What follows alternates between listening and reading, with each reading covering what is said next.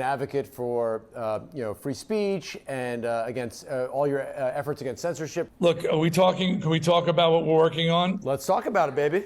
Yeah, but we've got this graphic novel that is ready to come out soon. And I was just working on the afterword that you guys asked me to write.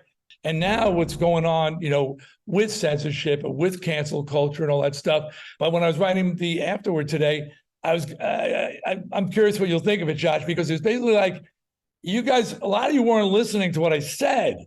I wasn't just saying, and while, I did that, just say anything you want, anytime you want, with no regard for anybody but yourself, that I'll have your back. No, I will not. So, but I still stand where I always stood. I'm proud of that. The perception now is, you're on the right side of history. All this makes sense. You're a hero. But at the time, that wasn't historically what happened. What happened, I think you thought millions of metalheads would follow you into the halls of justice, and you were sort of naked and alone there. Yeah, it was really disappointing to charge into battle, and we capture this in the book beautifully.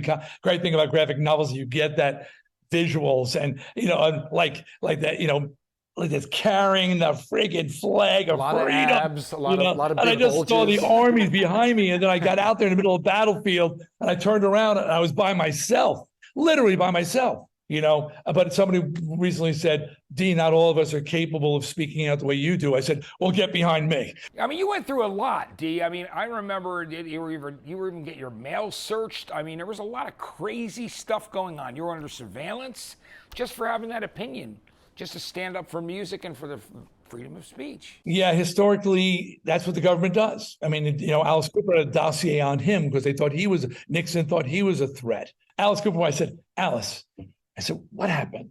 Everybody likes me.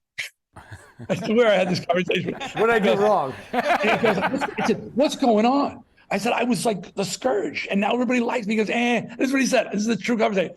Yeah, they got used to you. I said, what? He goes, yeah, you hang around long enough. This is a true conversation. You hang around long enough, and they kind of expect you to be there.